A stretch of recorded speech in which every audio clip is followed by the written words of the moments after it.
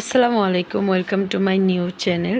তো আজকে তৈরি করেছি পাঙ্গাস মাছের ভাজা, অনেক মজাদার। এভাবে করলে ভাত খেয়ে ফেলবেন 2 প্লেট, কোনো মাছের ভোনা টোনা কিছুই লাগবে না। তো প্রথমে চলেন, পাঙ্গাস মাছটা নিয়েছি আমি, এটাকে লেবু রস দিয়ে ভালো করে ধুয়ে নিয়েছি। তারপরে এখানে লবণ, আদা রসুন বাটা, হলুদ মরিচের ফাঁকি দিয়ে আমি খুব ভালো মতো এটাকে মাখিয়ে নেব। মাখানো হয়ে গেলে আমি 20 মিনিটের জন্য রেস্টে রেখে দেব।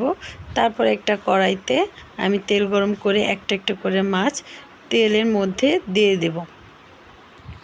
তারপর দিয়ে আমি খুব ভালো করে হাই হিটে এটাকে ভেজে নেব। তো আস্তে আস্তে করে আমি সবগুলোকে মাছগুলোকে উল্টে দিয়েছি। উল্টে পাল্টে আমি খুব মচমচা করে ভেজে নেব।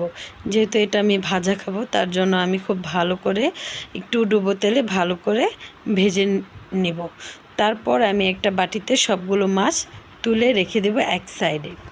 তারপর আমি একটা বাটিতে কিছু পরিমাণে রসুন, তারপরে নিব বেশ খানিকটা পেঁয়াজ, আর নিয়েছি কাঁচামরিচ।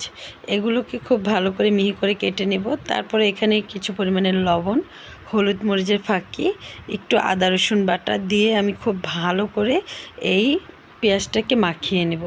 কারণ এটাকে যত ভালো করে মাখবো পেঁয়াজটা খেতে ততই ভালো মজা লাগবে। তো তারপরে আমি যেই মাছের তেলটা ছিল সেই মাছের তেলের মধ্যে আমি পেঁয়াজগুলোকে দিয়ে দেব।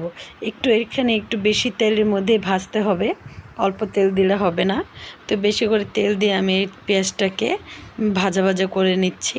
তো যখন আমার পেঁয়াজটা প্রায় অর্ধেকের বেশি হয়ে যাবে, সেখানে আমি ধনেপাতা কুচি রেখেছিলাম বেশ খানিকটা, ধনেপাতা কুচিটা আমি দিয়ে দিব।